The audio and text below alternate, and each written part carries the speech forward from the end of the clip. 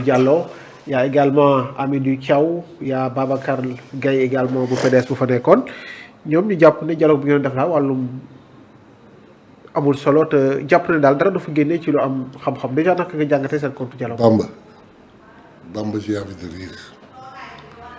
Bamba, vous dites que le dialogue. Envie de rire. Bamba, on va citer 5 grandes personnalités dans le dialogue. Et 5 grandes personnalités dans le compte dialogue. Oui. Le président de la République, Cheikh Gueye le coordinateur, Oui. le Premier ministre, presque tous les partis, la société civile, les marabouts, les khalifes généraux, ak bépp kilifa aada. Citons Niass, citons Djamil, Decroix, Aly Ngouille Ndiaye et consorts, Mambo Diao, Amadou Ba et consorts. Je m'en arrête là pour le dialogue. Nous sommes contre le dialogue. Vous me disiez Bougane Gueye Dany. Oui, Bougane mu nga fa. Qu'est-ce qu'il représente? Ah, qu'est-ce qu'il représente? Il n'a jamais été maire. Mosul am 1%, mosul participer à aucune élection. Ensuite, jox ma beneen. mu jàpp ne aussi régime président Macky Sall. On commente pas, on commente pas. On parle que des personnels. Oui. Vous avez dit Bougane. Oui. Moi, qu'est-ce qu'il représente? Oui. Il fait pas moins de 0,1% de la population. Mosul bokk ci élection du dara. Abdou Diallo là-bas. Abdou Diallo qui il est? De la société civile peut-être. Dans la société civile. Abdou Diallo xàmmeewul sax daal ndeyjooram daal tànk càmmoñam. Abdou Diallo ensuite tu me permettras de lui lancer un message. Ah bon? Oui. dafa am lu ñu bokk maak moom xalaatuma ko ci ëppale waaye du ma nangu mu ëppale ma ci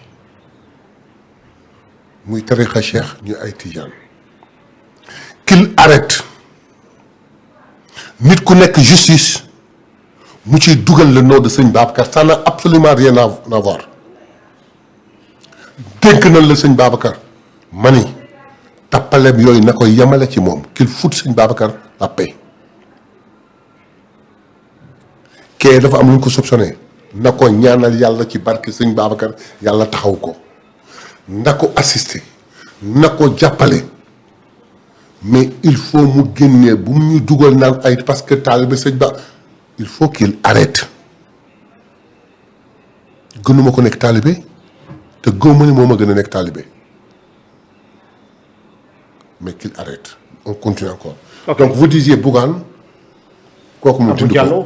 ko Non mais yaa mais non si mais honorable yaa wax 5 dañu avancé rek dañu avancé. waaw mais non xam Babacar attendez xam nga quand je t'ai dit 5. oui ba ñuy lim fee dañ lay limal ay nit yoo xam dañu am personnalité. oui représenté dara. oui Abdou Diallo qu'est-ce qu'il représente?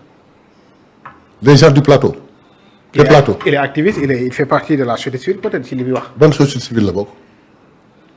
Bon, continuez encore. D'accord, je suis d'accord. Et à Babacar Gueye? Babacar, j'ai entendu son discours. C'est un contre dialogue, oui? C'est un accord. Ah oui. C'est un accord. J'ai besoin de savoir ce qu'il disait. Oui, allez.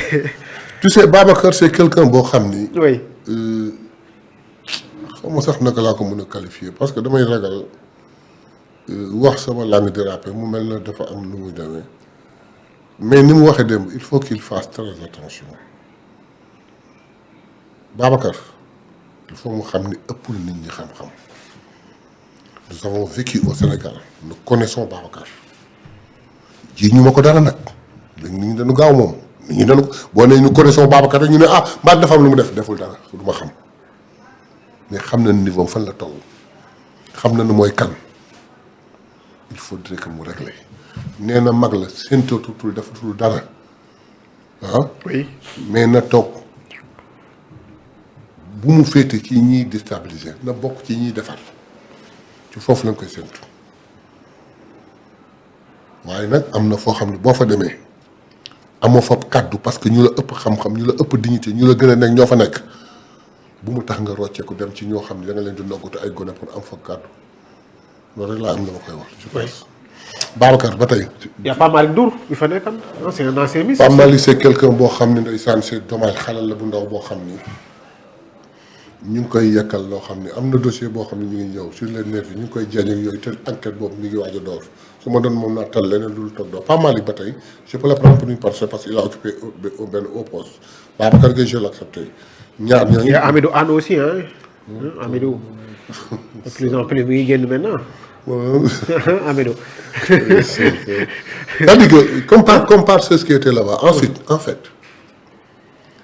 dans le dialogue, des personnages sont passés et ils ont dit, ils ont lancé des perspectives, ils ont donné des orientations, hein?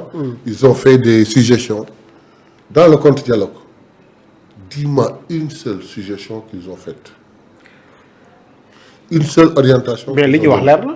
xam nga non si mais li ñu wax aussi leer na. wax nga dëgg mooy que premier ministre dafa wax ne def nañu un an te demuñu ci yenn organisation leb xaalis te ñoom ne nañ leb ngeen prix de 1700. ça c'est dialogué ça c'est un ci dialogue aussi dem ngeen leb. attendez wa d'accord naa. mais peut-être wax nañ seen xalaat. wax nañu loolu. oui dama lay laaj ndax loolu dialogue la. ah wax nañ seen xalaat daal xaw ma dialogue la. non kon da doon critiqué. ah non je sais pas doon critiqué. Et puis il n'a absolument rien compris de ce que le premier ministre a dit. dañu lever benn fonds ñu génn dem depuis un an ñu ngi dox depuis un an bàyyi de fonds yi dugaloon fi 1 franc yaakaar ni dañuy asphyxier nous sommes parvenus à nous tenir debout globalement c'est ce que le premier ministre a dit ñu koy contrer muy wax yu kenn xamul Bougane toujours xaw ma dañ koy bindal xaw ma dañ koy suggérer waxoon naa ko fi naa ko waxaat su fekkee dafa am ñu koy xalaatal ak di ko bindal qu'il prenne le temps de bien lui expliquer afin qu'il comprenne pour mën ko restituer ou bien que lui il se donne la peine de bien étudier ce qu'on lui donne pour mën ko restituer il se perd toujours dans ses expressions Bougane xamul dara bon on parlait des personnalités tu n'as enlevé que 2 ans Pape Malick Ndour ak ci nga lim ñi ci des ñëpp c'est des gens sans valeur. oui kan ak kan mais il y a des licenciés aussi yu fa ñëw ah ñi ngeen dàq kenn seen régime ñu ngi woon ci ndaje ma. ay licenciés. oui.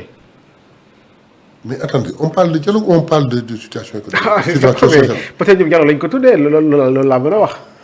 les licenciés. oui waaw xam nga statut licencié effectivement on les a licenciés peut-être je suis même pas sûr mais waxoon naa la fii ce qui s'est passé avec l'ancien régime avant de partir à 2 mois ou bien après les élections ñu chargé structures yi de CDI de CDD au point de pouvoir asphyxier l'État l'administration pour que les nouvelles autorités ne puissent pas survivre. ñun dañ koy seetaan bon loolu sax du débat bi dama la bëgg a xamal rek il n'y a pas de contre kii dialogue. Il y a eu un rassemblement de gens qui sont restés sur place xamuñu lu ñuy wax. Ils sont passés tout le temps 4 heures de temps à critiquer ils ont critiqué ça n'a mené à rien du tout il faudrait que ñu comprendre que noonu. ok bu ngeen doon ñu ñëw ci beneen acteur politique boo xam ne demuloon ci dialogue bi waaye démb lancé na